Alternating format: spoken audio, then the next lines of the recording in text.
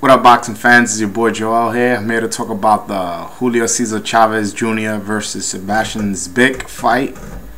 And boy, what a fight it was. It was an awesome fight.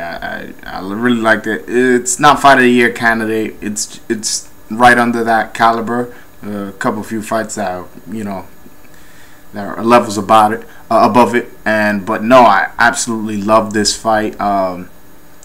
One thing I learned about Chavez Jr. is that he's a fighter, and by that what I mean is he, as Max Kellerman said, he was raised nice and raised in a better neighborhood than any other typical Mexican, but he definitely has a heart of a fighter. He got hit with some real solid shots. Although Zbik is not a big puncher, it still has some effect no matter how weak of a puncher Zbik is. I was amazed of his resilience. I'm getting crazy texts about this fight. All my boys are hitting me up. But yeah, it was an awesome fight. I felt Zbik before the fight. I felt Zbik had a real Zbik. I'm sorry, I get his name mixed up. It's a real awkward name for us Americans. But yeah, I felt before the fight that he had a legitimate shot, and I was actually even debating to pick him.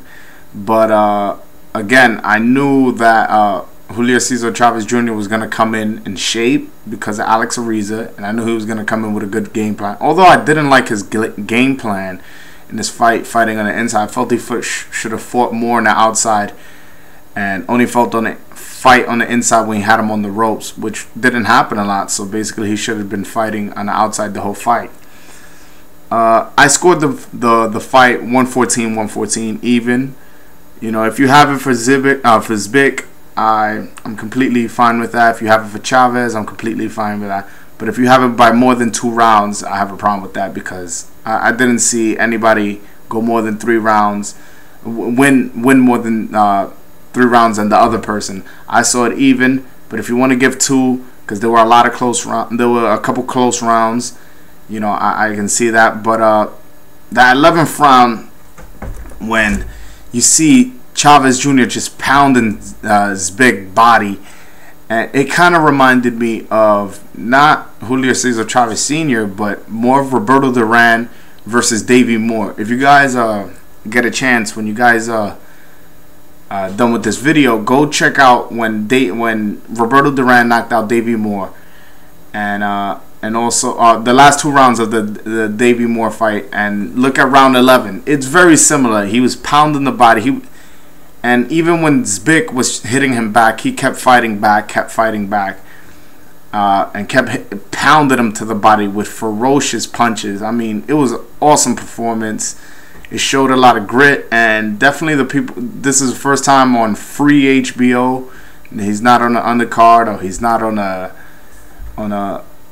pay-per-view or anything like that. This is the first time it's free, and he definitely made a statement by winning a title against a legitimate middleweight, which I said had a chance to win. And I also said that I was debating on picking him, but didn't, because of the location of the fight and who Chavez Jr.'s trainers are. So yeah, if I'm a little over exaggerating with the Roberto Duran comparison. Actually, it's not a comparison, it's just a round comparison on how the fight went in those 2 instances.